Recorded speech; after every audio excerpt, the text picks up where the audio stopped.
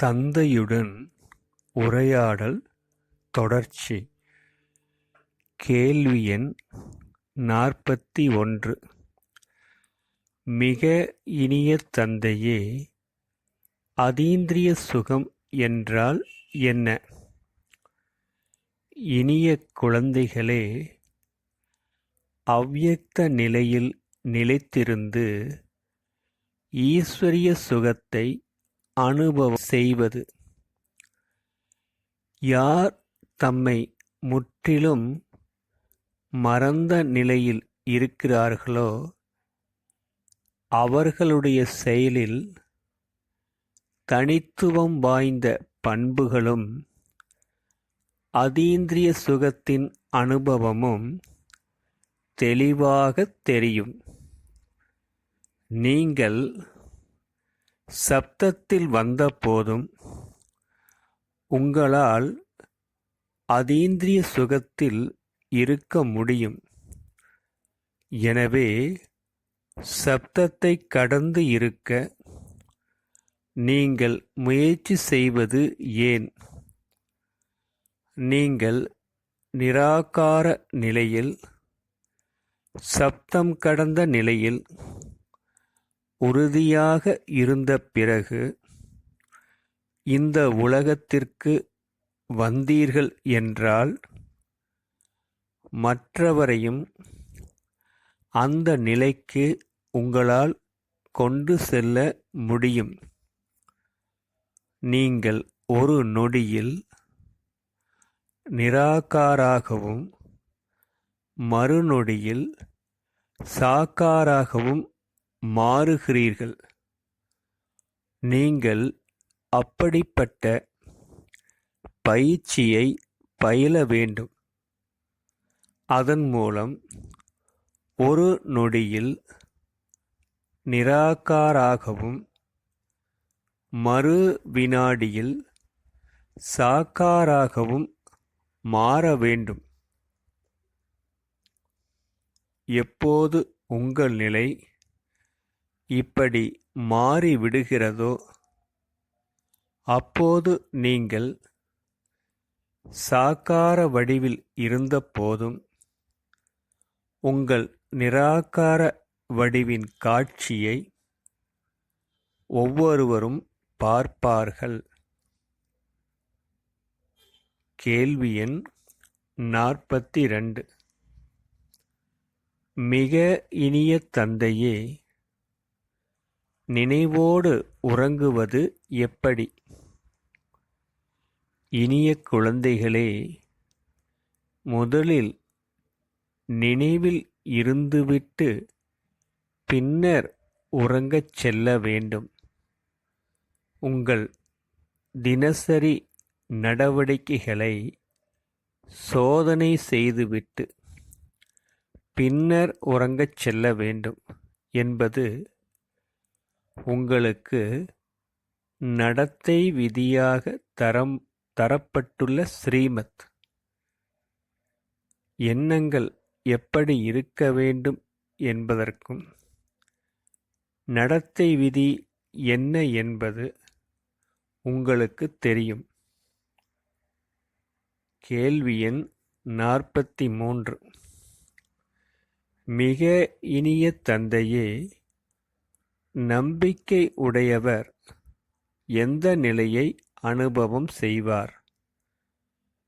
இனிய குழந்தைகளே, நம்பிக்கை புத்தியுடைய ஒருவரை நீங்கள் பார்க்கும்போது அவர் ஒன்றை பார்த்து கொண்டிருந்தாலும் அவர் வேறொன்றை பார்த்து கொண்டிருக்கிறார் என்ற உணர்வு உங்களுக்கு ஏற்படும்.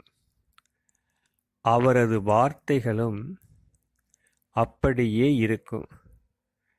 இதுவே நம்பிக்கை புத்தி உடையவரின் அடையாளமாக இருக்கிறது.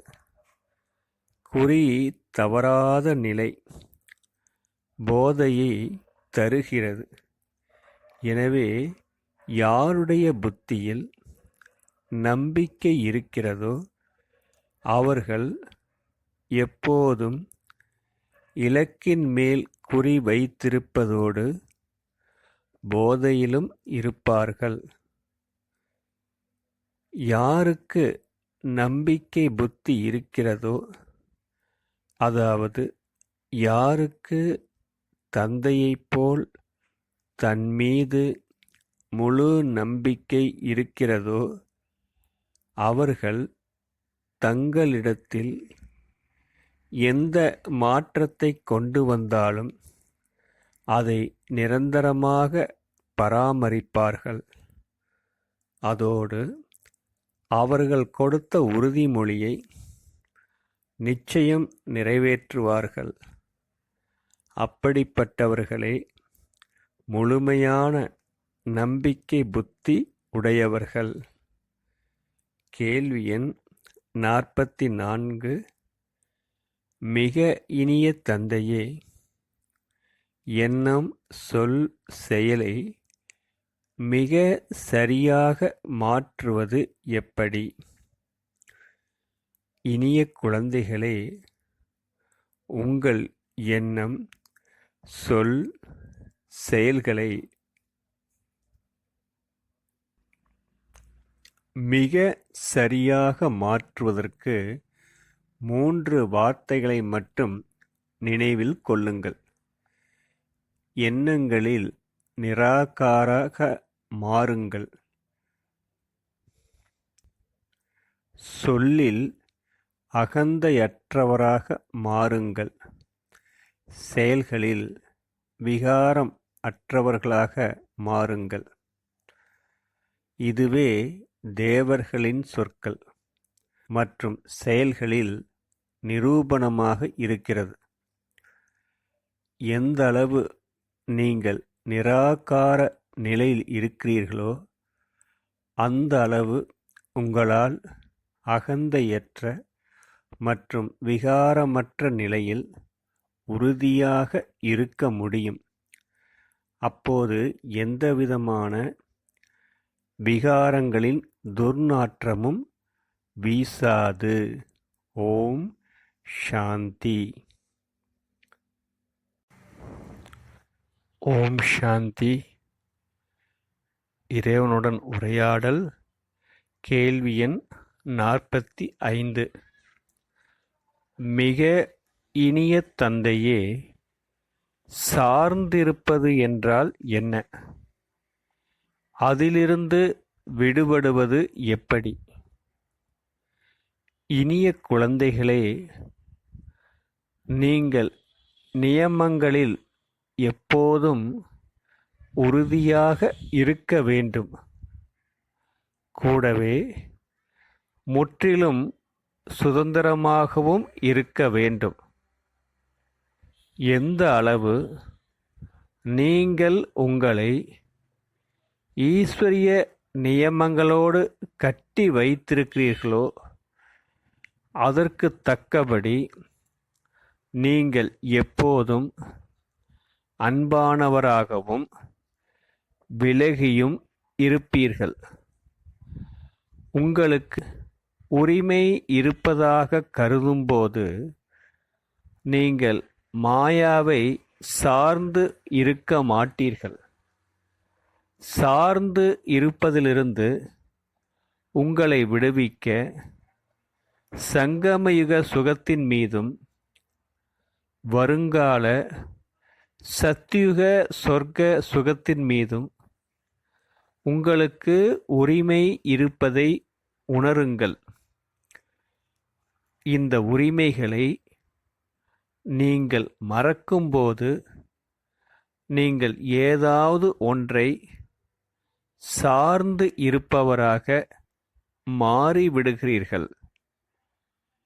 யார் புறப்பொருட்களை சார்ந்து இருக்கிறார்களோ அவர்களால் ஒருபோதும் சந்தோஷமாக இருக்க முடியாது. புற பொருட்களை சார்ந்திருப்பவர்களின் எண்ணம், சொல், செயல் என அனைத்திலும் எப்போதும் வருத்தத்தையே பெறுவார்கள். பாப்தாதா எப்படி தற்காலிகமாக உடலிற்குள் பிரவேசமாகிறாரோ அதேபோல இந்த உடலை ஒரு ஆதாரமாக, கருவியாக உணருங்கள். பாப்தாதாவிற்கு உடல் மீது விருப்பம் இருக்கிறதா? நீங்கள் அதை ஒரு ஆதாரமாக கருதும்போது அதை சார்ந்து இருக்க மாட்டீர்கள்.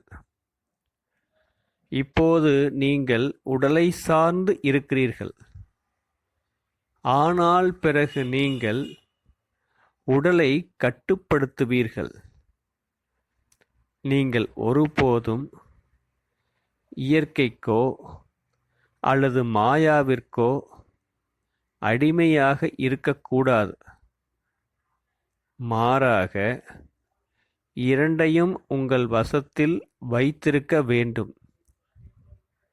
நீங்கள் அவைகளின் வசத்தில் இருப்பதால் உங்கள் உரிமையை இழந்துவிட்டீர்கள்.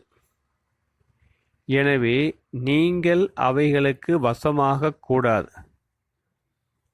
நீங்கள் அவைகளை கட்டுப்படுத்த வேண்டும்.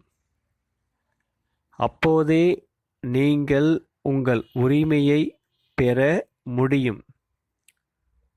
மேலும் நீங்கள் எந்த அளவு அதிகமாக உங்கள் உரிமைகளை பெறுகிறீர்களோ அந்த அளவு உங்களுக்கு இயற்கை மற்றும் மனிதர்கள் இவர்களிடமிருந்து மரியாதை கிடைக்கும்.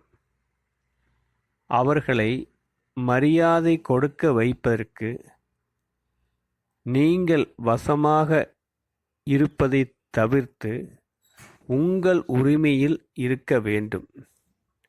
உங்கள் உரிமையில் நீங்கள் இருக்கும்போது அனைத்து உரிமைகளும் உடையவராக மாறிவிடுவீர்கள். எனினும் எப்போது நீங்கள் உங்கள் உரிமையை விட்டு கொடுத்து விடுகிறீர்களோ அப்போது நீங்கள் வசமாகி விடுகிறீர்கள். உங்கள் சொந்த படைப்பான எண்ணங்களுக்கு நீங்கள் வசமாகி விடுகிறீர்கள். உங்கள் படைப்பான கர்மேந்திரியங்களுக்கும் கூட வசமாகி விடுகிறீர்கள். அப்படி வசமாக இருப்பதால் நீங்கள் உங்கள் பிறப்புரிமையை இழக்கிறீர்கள். எனவே எப்போது நீங்கள் இறைவனின் குழந்தையாக பிறவி எடுத்தீர்களோ அப்போதே தூய்மை, அமைதி, சந்தோஷம் ஆகிய அனைத்திற்கும் உரிமை உடையவராக மாறிவிட்டீர்கள். எப்போது நீங்கள் உங்கள் உரிமையை துறக்கிறீர்களோ அப்போது நீங்கள் ஏதாவது ஒன்றுக்கு அடிமையாகி விடுகிறீர்கள். எனவே இப்போது அடிமையாக இருப்பதை விடுத்து சுதந்திரமாக இருந்து உங்கள் பிறப்புரிமையை பெறுங்கள். கேள்வி எண் 46. மிக இனிய தந்தையே, ஆன்மீக ரோஜாவாக இருப்பவர் யார்? இனிய குழந்தைகளே, ஒரு ஆன்மீக ரோஜா எப்போதும் ஆன்ம உணர்வு நிலையில் இருப்பதோடு எப்போதும் பரமாத்மாவிற்கு அருகில் இருக்கிறார். உங்கள் தலையில் பாரத்தை சுமந்து கொண்டு இருக்கிறீர்கள். அதை நீங்கள் இறக்க வேண்டும். ஆனால் ஒருபோதும் களைப்படையக்கூடாது. குழந்தைகள் களைப்பை உணர்வது ஏன்? தம்மை ஆன்மீக ரோஜா என உணராத காரணத்தால் களைத்துப் போய் விடுகிறார்கள். அவர்கள் தம்மை ஆத்மாக்கள் என உணர்ந்தால் தேகத்திலிருந்து பிரிந்து இருப்பதோடு மிக அன்பாகவும் இருப்பார்கள். தந்தை எப்படியோ குழந்தைகளும் அப்படியே. குழந்தைகளின் புத்தி எப்போதும் விழிப்போடும் தொலைநோக்கோடும் இருக்க வேண்டும். பாபா உங்களை தொலைநோக்கு உடையவராக மாற்றுவதற்கு கிரீடத்தையும் சிம்மாசனத்தையும் ஏற்கனவே கொடுத்து விட்டார். ஓம் சாந்தி.